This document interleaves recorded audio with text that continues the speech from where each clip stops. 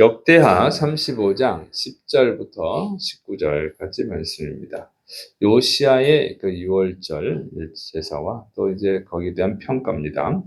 첫째는 이제 이 백성들, 제사장들, 레위인들이 다 합력해서 6월절 제사를 드리는 내용입니다. 역대하 35장 10절부터 12절 이와 같이 섬길 일이 구비되매 왕의 명령을 따라 제사장들은 그들의 처소에 서고 레위 사람들은 그들의 반열대로 서고 유월절 양을 잡으니 제사장들은 그들의 손에서 피를 받아 뿌리고 또 레위 사람들은 잡은 짐승의 가죽을 벗기고 그 번제물을 옮겨 족속의 서열대로 모든 백성에게 나누어 모세의 책에 기록된 대로 여호와님께 드리게 하고 소도 그와 같이 하고.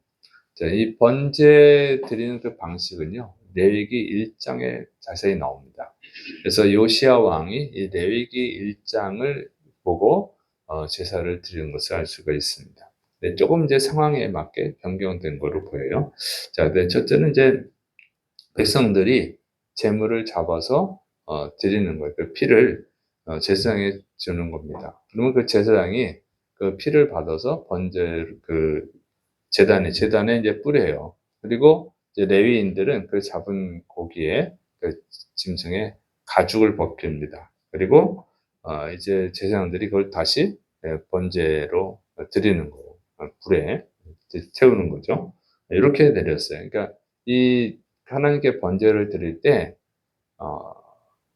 제사장들, 레위인들만 하는 것이 아니라 백성들도 같이 했다는 거죠. 그래서 짐승을 잡아서 죽이는 거예요. 여기 죽이는 거잖아요. 이거 굉장히 힘든 일이죠. 이거는 이제 백성들이 한 거예요. 그래서 자기가 바칠 제물을 자기가 죽이는 거죠. 이렇게 보면은 구약 예배는 굉장히 힘들었다. 그리고 굉장히 오랜 시간이 걸렸음을 알 수가 있죠. 그래서 특별히 이런 절기 때는 이게 나중에 나오지만 제사장들이 그 저녁 때까지 불을 사르고 있는 거예요. 번제단에서 태우고 있는 거죠. 이렇게 했습니다. 그래서 이 제사장들, 레위인들뿐만 아니라 백성들이 다 합력해야 이 하나님께 예배를 드리는 거예요. 그러니까 현대 예배를 보면은 그냥 구경꾼들이 된단 말이에요. 성도들이 그냥 구경하는 거죠. 아주 그건 옳지 않은 거예요. 성경적으로 볼 때. 그래서 예배라고 하는 것은 종이 주인을 섬기는 것이죠. 종이 주인을 섬기는 거예요. 그러니까 노예가 주인을 섬기는 노동을 하는 게 예배에 들어가 있는 의미예요. 그래서 섬기는 그런 마음을 가지고 하나님 앞에 예배를 드려야 되는 거죠. 하나님이 주인이고 우리는 종이니까. 근데 자꾸 그냥 아버지와 자녀만 이렇게 강조를 해가지고 너무 버릇이 없죠. 그래서 예배를 드리는 것을 구경을 하는 것을 자꾸 착각을 한단 말이에요. 그래서 핸드폰으로 뭐 TV로 그냥 집에서 아니면 뭐 차 안에서 아니면 뭐 사무실에서 심지어 뭐 놀러 가가지고 여행지에서 예배를 드린다고 하는데 그건 예배가 아닌 거죠. 그냥 성경 공부. 유튜브로 저도 이거를 녹음해서 유튜브로 올리긴 하지만 이건 성경 공부로 생각을 하는 거지 그걸 예배로 생각하면 안 되는 거예요. 실시간 중계, 생방송에서 예배 드리는 것은 아주 잘못된 것입니다. 그거는 예배가 아니지. 그럼 예배는 구경꾼이 되는 거잖아요. 그리고 구경하는 것은 자기가 받는 거잖아요. 예배는 하나님만 받을 수 있어요. 하나님만 받을 수 있는 것이지 사람이 구경하고 받는 것은 잘못된 것이죠. 그리고 또 보면서 예배를 평가하고 그러는 것은 아주 잘못된 것이죠. 그러니까 예배는 현장에 와서 뭐 특별한 일이 있지 않는 이상은 하나님이 인정할 만한 일이 아닌 이상은 교회 예배당에 와서 예배를 드려야 되는 것입니다. 그러니까 종이 주인을 섬기는 자세로 예배를 드리는 것이죠. 그리고 절대 구경꾼이 되지 말고 적극적으로 참여하고 또 겸손하게 예배를 드려야 됩니다. 그래서 제가 요즘 그 성경을 읽을 때 여러분도 자꾸 읽게 하는 게 그거예요. 여러분도 예배를 드리는 자지 구경꾼이 아니기 때문에 그런 것입니다. 자, 그 다음에 이제 6월절 음식을 이제 분배하는 내용이 나옵니다. 역대하 35장 13절부터 15절. 이에 규례대로 6월절 양을 불에 굽고 그 나머지 성물은 솥과 가마와 냄비에 삶아 모든 백성들에게 속히 분배하고 그 후에 자기와 제사장들을 위하여 준비하니 이는 아론의 자손 제사장들이 번제와 기름을 저녁까지 드림으로 레위 사람들이 자기와 아론의 자손 제사장들을 위하여 준비함이더라. 아삽의 자손 노래하는 자들은 다윗과 아삽과 헤만과 왕의 선견자 여두둔이 명령한 대로 자기 처소에 있고 문지기들은 각 문에 있고 그 직무에서 떠날 것이 없었으니 이는 그의 형제 레위 사람들이 그들을 위하여 준비하였음이더라. 자, 그래서 이제 백성들 이제 그 유월절 양을 구워서 유월절 음식을 먹죠. 그리고 이제 나머지 성물들 그 소 남은 게 소죠. 이제 솥과 가마 냄비에 이제 삶아서 이제 나눠 먹습니다. 이거는 이제 유월절 다음에 이루어지는 무교절, 무교절 양식으로 먹는 거예요. 그래서 유월절과 무교절은 딱 붙어 있는 거예요. 유월절이 끝나면서 곧바로 무교절이 이제 7일 동안 이어집니다. 그래서 유월절 양식은 양을 먹죠. 양이나 염소를 먹는 거고, 그 다음에 이제 무교절 양식으로 이제 소를 먹는 거예요.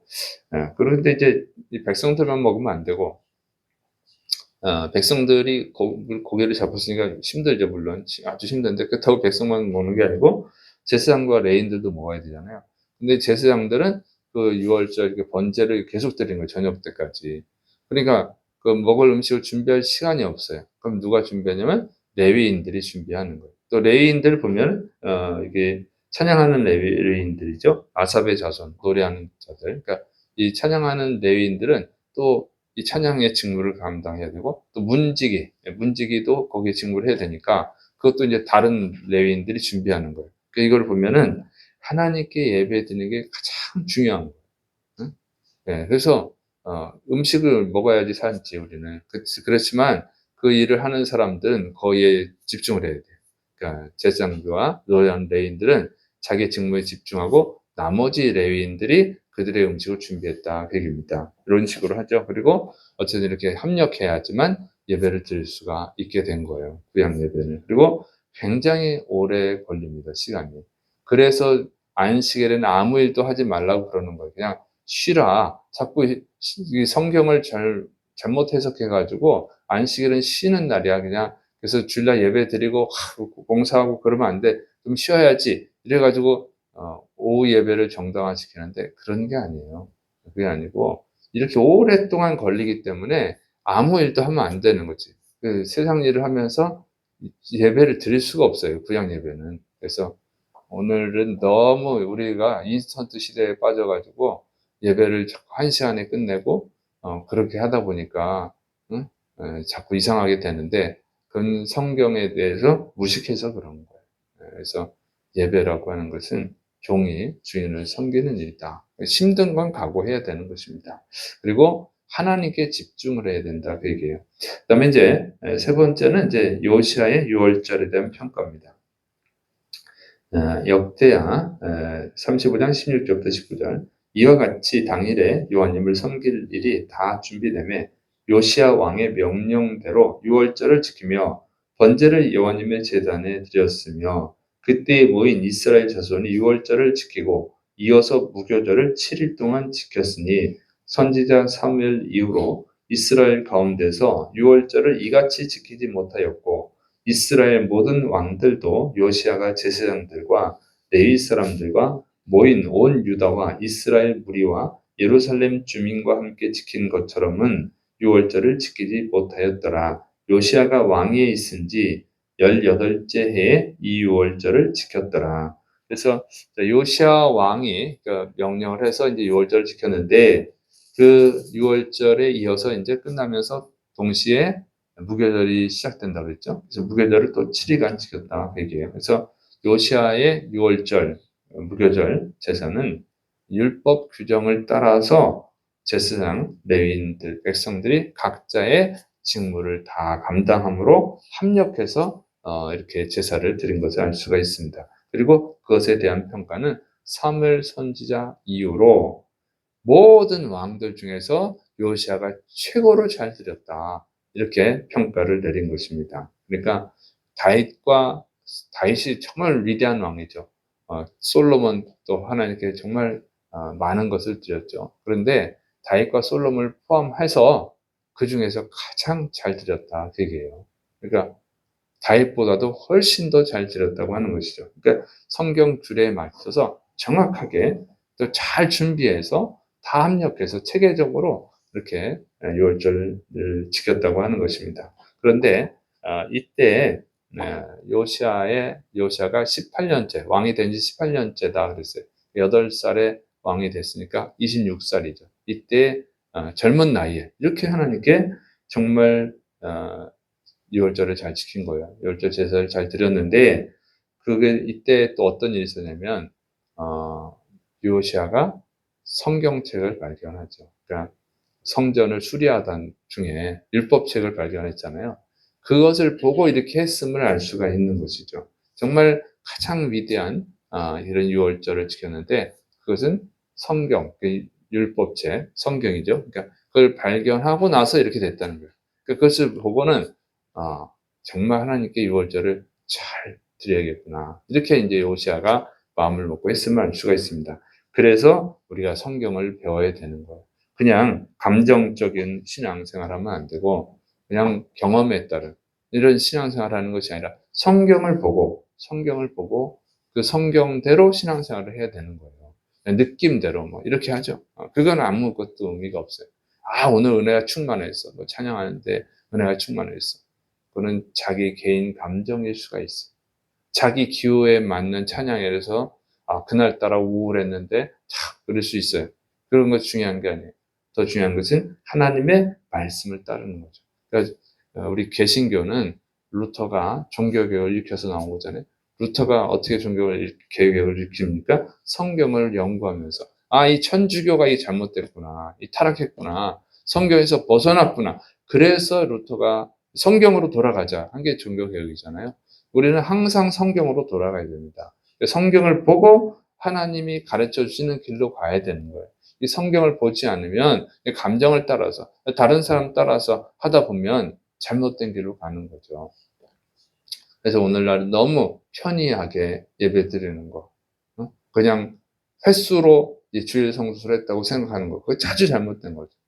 아침 소재, 저녁 소재 다 있는데 주일날 그냥 횟수로 오후 예배를 받고 저는 거기서부터 우리 한국교회가 잘못됐다고 생각을 해요. 그래서 뭐 그전에도 잘못된 것도 있지만 어쨌든 성경으로 자꾸 성경을 읽고 잘 연구해서 성경에 맞게 하나님의 뜻에 맞게 신앙생활을 할 때 하나님이 받으시고 또 진짜 하나님이 주시는 은혜를 누릴 수 있는 줄을 믿으시기 바랍니다.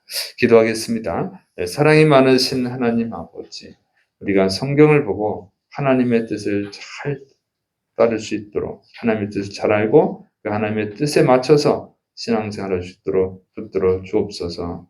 아버지여, 오늘날 현대식 잘못된 예배들에서 우리가 돌이킬 수 있도록 붙들어 주옵소서. 주께서 이루심 믿고 예수님의 이름으로 감사하며 기도드립니다. 아멘.